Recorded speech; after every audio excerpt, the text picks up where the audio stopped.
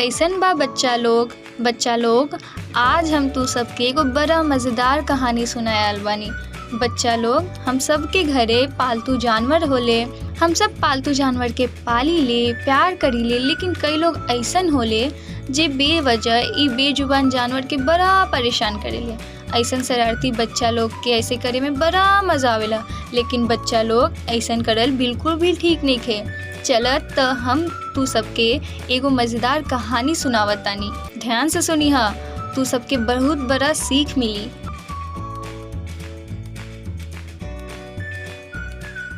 बच्चा लोग, बहुत पुरान बात बा। एक गांव में राजू नाम के एगो दर्जी रहत रहे। राजू बहुत ही दयालु रहे और उ जानवर से बहुत प्यार करत रहे।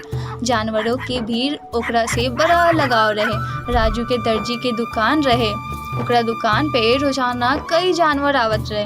कबो चिड़िया के दाना देवत त कबो कुत्ता के रोटी खिलावत। बच्चा लोग, ओकरा दुकान पे रोज एगो हाथी भी आवत रहे। राजू हाथी के रोजाना कुछ न कुछ खावे के जरूर देवत रहे। हाथी और राजू के बीच दोस्ती हो चुकल रहे।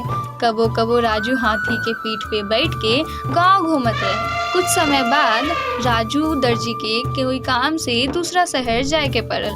राजू अपन बेटा के कहले कि उ जब तक लौट के ना आवे तब तक ओकर दुकान पे बैठे। राजू के बेटा ई बात ला हाँ कह देले। राजू अपन बेटा के दुकान के जिम्मेदारी देके दूसर शहर चल गए। राजू के बेटा बहुत शरारती रहे। वो अगले दिन दुकान संभाले लागल।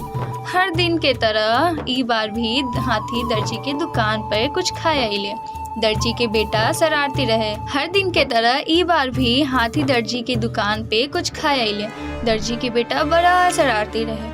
हाथी के देख कर ओकरा दिमाग में एक शरारत आयल। उ हाथी के कुछ खिलावे के जगह ओकरा सुर में सुई चुबा देले।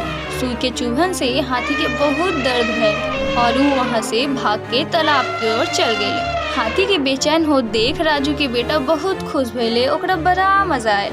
हाथी तालाब में कुछ समय बितावे के बाद जैसे ही ओकरा दर्द से राहत मिलल, उ दर्जी के बेटा के सबक सिखावे के ठान लेले। हाथी तालाब के गंदा पानी अपन सुर में भर के और दर्जी के दुकान की ओर चल पड़ले। राजू दर्जी के बेटा देखले कि हाथी फिर से ओकर दुकान के पास आवत रहे। उ सोचले कि हाथी फिर से कुछ खाए के मांगे आवत आ रहे और उ एक बार फिर उनकर सुर में सुई चुभा दी है। वो अपन हाथ में फिर से सुई पकड़ ले। हाथी जैसे ही दर्जी के बेटा के पास पहुँचले, वो तालाब के सारा गंदा पानी दर्जी के बेटा और दुकान में फेंक देले। जैसे दर्जी के बेटा के कपड़ा त गंदा भइले और साथ में दुकान के सिलल सारा कपड़ा गंदा हो गए। हाथी मस्ती में चिंघारते और राजू के चिढ़ाते हुआ से चल गए। राजू के बेटा के सबक मिल चुकल रहे। वो समझ गए रहे कि हाथी उनकरा से बदला ले। अगले दिन जब राजू वापस दुकान लौट ले तो उनकर बेटा सारा बात सच सच बतैले और कहले कि वो अब से कोई के परेशान ना करी है।